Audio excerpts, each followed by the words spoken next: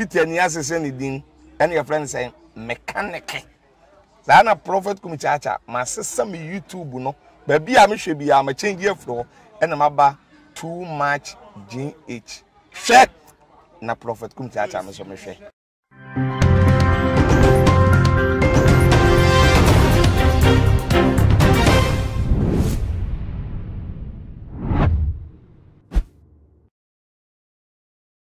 Adofo too much GH and we nego so we hwe munya ba na ama owusu a ebre no ewie drise ensema eboboba ewe ya Ghana mu me de betu dwa sena yeto yebetimi ehu sena ensem no eko akosi na yenia yenim se Ghana ha se uba ha se si the most popular person bia obefa bia dan bia obebrum bia bia obeto se Ghana for abomohia omo ka asem bia de din ayebo Honorable Kennedy Ejapon Ascent Central MP na nya ne se na sentem no ni expose a wode ba out no tumu se papa no wode ni MP djuma no ato work akra and wabora investigative journalist ejuma no mu ene woyi ensem a ehita nkofo nyama wo mo ye wosuma se no woyi epie eda nyama edi na wenya nkofo so a wo mo back no ema na information tumu se ni expose ni nya no wode ba out a wo mo obomudi wo mu no omo ntimi enginan na sentem kra no wode expose ni bi eba out say obinim edit 13 good girls girls in yankana Benedicta Gafa eka hu ebi na wode expose we eba out to say confirmation no addos Ghana for do na wo munim hu nsem ni bi no maba out abe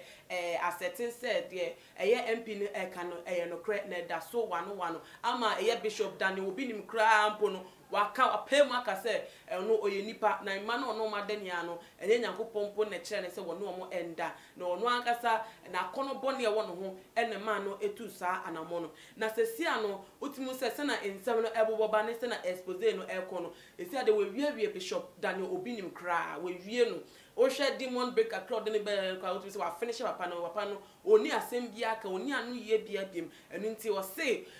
we moving on to the next target na the next target no ena ya asem kese atese ya Ghana ha say obi awo in high anticipation that obi a hwe nim train say the next target no ye de no ho nsem ebepie na onyonyamfo Honorable Kennedy Ejapon wo de ensem otuda no wo kire mu say the next target no Nana Agrada Nana Agrada so your baby a wo ye into edunsinyama wo ye fetish priest oye ndro sika sa nyema ne bi no eno ne najuma wodi na wo TV channel YouTube channel atese most of times no or getting itself involved with controversial issues we no so for way enya no exchange words enche bia na wo ne Reverend Obofo wo monya ndendende atese wo mo twema so gidigidi bi social media so atese accusation mo de bobo no na hu na ebiem so no okopie mu Reverend Isaac Owusu Bempa Astori Ekolidi worship and praises wa ma tese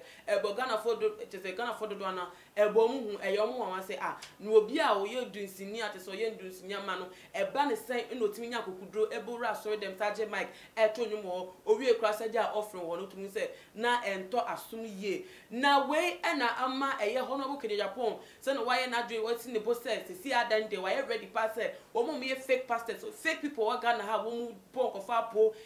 for sike from nsem no why ready so be expose mu nia ene wo nyuma wo ye se na be ya Ghana for anybody adam mo so no wo so my victims no so metimi enya atlete ne bi ama wankasa wo mu emu na we na wode neni ache Agrada eso honorable no kasa ne nsema wode tu dwa no etifo yenya so ne entie o say I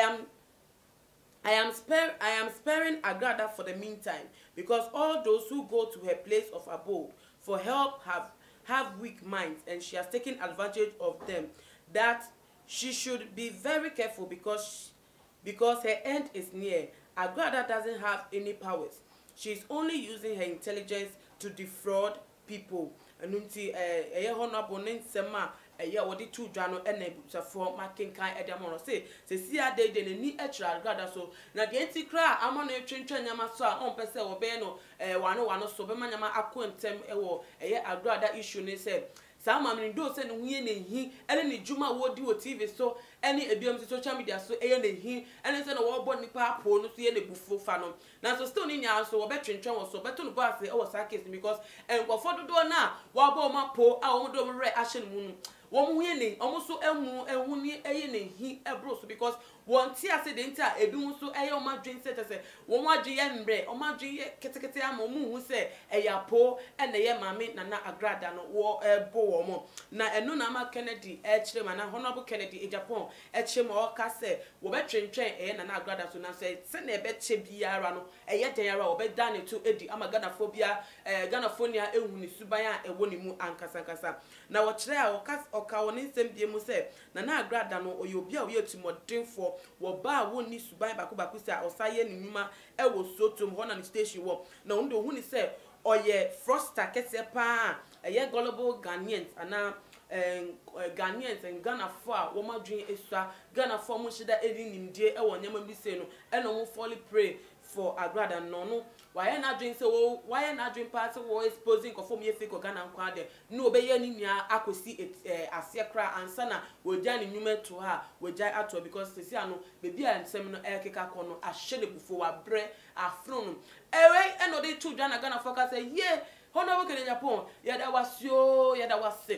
wase eh se na wo ye Honorable se na wo ye Bishop Daniel Binim no wa ma ye hu se ampa Ghana ha se ye won kofo wo mu a omo dwen oman no ho wo mu wo oman no ho dat se wo mu mpese nkofo fofo bi a wo mu wo etimodin adwen aba be fa oman no edu so because so hwe na nsentem ewia Ghana ha ye wo asofo yi ene eye dusifo omadane asofo mu TV so no apo anu makoso abon nkofo Ghana te se nkofo ahiro musika omoja pade e de amasa nkofo we nti se Honorable Kennedy Japan se Ghana fo bi esufre di nenum na anunti amano afato no so se wo be exposing nkofo we ni ana ejuma papa ene wo ye ntese fata se o mebo na baso ebi muso ka se dabi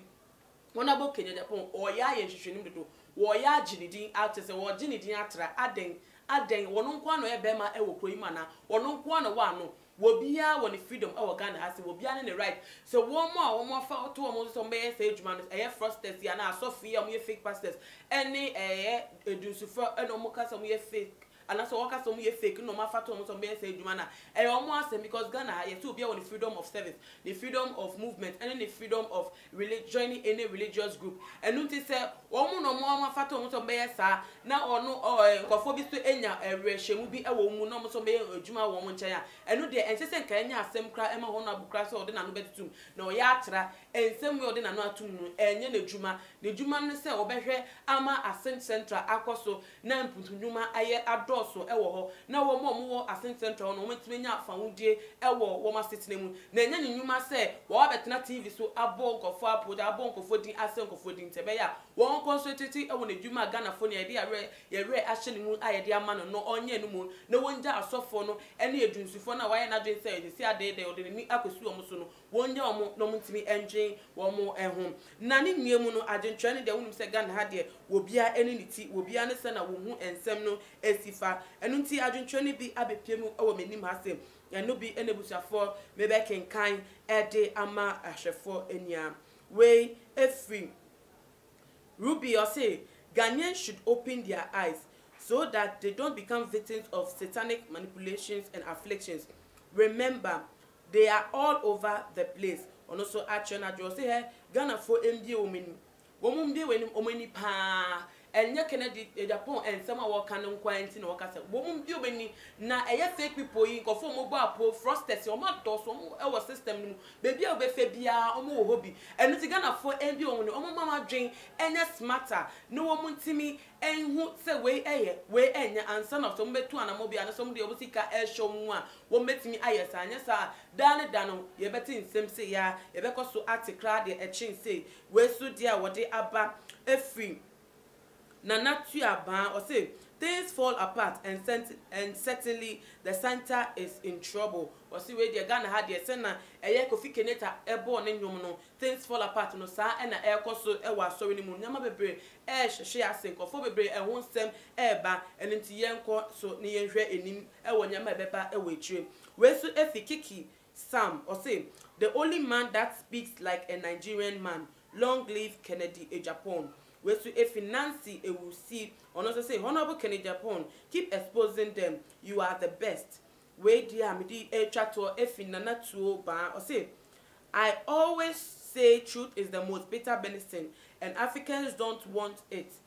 This man is always saying the truth, but perhaps People see him as a joke and talk anyhow about him. God should open our eyes to see the truth. Amen. Until no there, what empire pa and air Kennedy. She said, Senator Kennedy, Eddie Sinibus, obey ne frɛ ehun dwuma sɛ wo bɛ dan kofo mu di atro Ghana ho edi no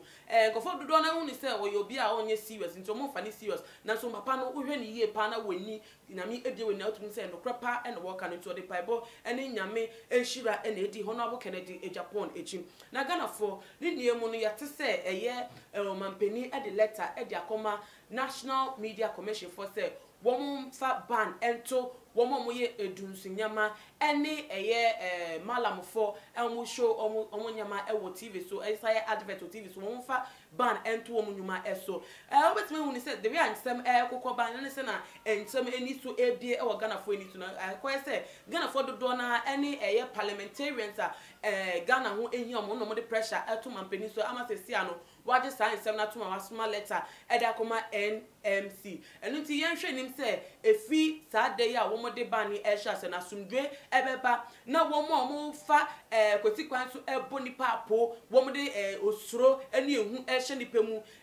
kwala kro mo be krampo because of nyemo mu TV so kranto obi pompe adwuma bi na waye obi enim say sika de wo pa adusifo wo ho ametimi ama onye sika ntem che se nipa bone sem no adoso ewe ye ntemti mi hu ni say sa eye esuna na Honorable Kennedy Japan na namo wetu on exposing sa fake people we enu kwa na aboa ama mampeni ede eye letter akoma National Media Commission say wo mo fa ban ento omunyuma so ye expect say ban we echi nyama ebeba back to normal ni etimi enya yasumdwe ewo Ghana ahase enipa bonesema ados no enu kwa na ama nkofo bido na elinki eye the latest letter from the president to NMC, a National Media Commission, so one for ban and to edunsufor any malam for so ewo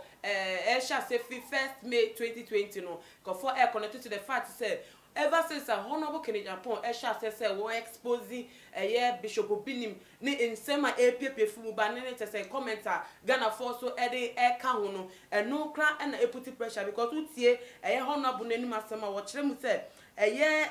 ni phone so no enkofo dodo na na friend no complaining say ye na agrada no te say wadu pi omo agi omo sika sombo pa efi omo sem wo kire mu say ba kokra be makra po no friend no twetwe mu say na agrada no wagi ni ho 4,500 Ghana cedis ebiem so no oka che ne say nka wo gi sika no wa double e de man say ka say wagi 4,500 no be man 9,000 Ghana cedis eno so no winsa entimi anka ebiem so no honorable no ekoso ekire mu say wo ba foforo bi kra wa ware owarefo ofre no eka che ne say ye na agrada no wa gi ni sika sombo 20,000 Ghana cedis ye no say wo de be yesa ne fetches nyama ni bi wo be dane nyama ni ye nyankomade eguso say na be obetimi adobo e de amano be si ene say wo be hu ni sika ne samanpo ehu hu dompe no kapo no wo hu ye enu ti sa cause bebre na wo nya no otimu say Ghana for dodo na na esu wo mo fully pray to eye na agwada any fake people na ekeka wo mo hu no eno ena de pressure ato eye MP no so atese say an why na dwen say wo be expose no nti Ghana for no bi hu ni say sa pressure yi ana say esu fra Ghana for ni bia wo fully pray to nkofo we ede ba eye on board na atese wo TV station eye na 2 honom no eno ena mampeni atie no enam so ama wo de letter ede koma National Media Commission ni ye straight nim say Ghana ha say na letter no akon from 1st May 2020 say ye de ban to fetish priest any priestess for so any ebiem so malam force omudo omunyuma ewo TV so any advertise omunyuma ewo TV so no ye besi omu kwan no ye say Ghana no ebe back to normalcy because say no most of our youth no woma fall it say obian fana gin enko dwumaden so biem kane no enka abrante shabrabasa na dwunya ne say obeyere no ho aye dwumaden no wa pe ne poma sibre e wa babam say obenye sikede si dan aware that so say no wo either say what den ho dom amroba foko and I say biemo crampo no frosters are almost coming o ma dos wo Ghana ha because endro no ado omom ye dusifo no wo mo hope bi say so mutimi ebo mo nchen a say protection and I say mo favor bi no mutimi dey do mo nyuma no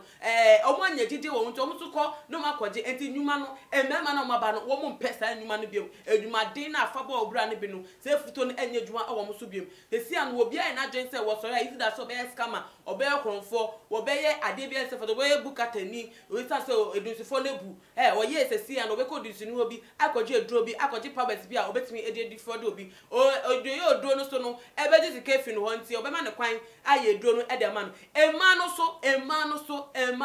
ewu bra na dos wo mute because sesi an no enduro advert no na for girls yes for girls me can say for girls say girl for boys o akoje we bia fa we bra na be ji waist beats abema ukunu ado just say insem mo keka no omo advert we omo strategy omo dey advert no I just so entice that I say wo bia di bo mo so na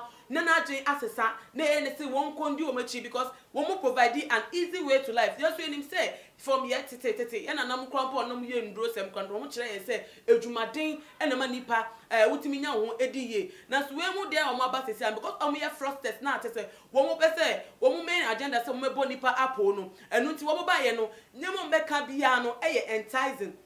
And it is a youth ni bi crampo obi a wo ba so mebu ni bi wo mo ni boswa na say I chichire o madwen so we born home modern so wo ko school akwa de pano da bi no da bo afọ me ko fa ho amenya sika menya protection menya favor menya say emanu e benya edro e de apem mema sugar daddies beba ye nchen e ma ye be bia ye de say all the we na omo dey pa out to me say emfa kwemu na so mo aye agenda so mo dey boni pa po nti o man ye entice na nipa do na so fall because say anu wo bia pe easy way out because omo nti wiase na kon dey one pe easy way out bia pentem anya sika obia pentem anya no ho obia pentem no ediye na so dey the kwan so no enu ti ebeboa pa de ho na we kenya pon eye no ene amagana fo bi so edi wo mo nsem etu da no enu pa na ebo ma te say anu NMC eye National Media Commission wo mo de ban no no so beboa amagana ha say yetimi esi edada mu na yebebu no so yetimi a hope for a better future for them because the more wo mo on board no the more na o me at risk of losing their future and so mo free board no mo me free television so o me free media space so ni ebetimi nya assume dey focus on our life eduma no me sure say Ghana be prosper Ghana betimi akọ ni etumpo because mebu no mo ba no so ye teach you mo ye na ye ma ICT and I say other ways of making it and I say education crampo ekokwa o ma mo metimi aboa wo man no amanet mi akoso Ghana for aha enam de enkomoto twa no ebesi na so wo hwe me no de no wadwen efa ensem we nya ehun de wo dwen bia fato dwa e wo too much GH your comments share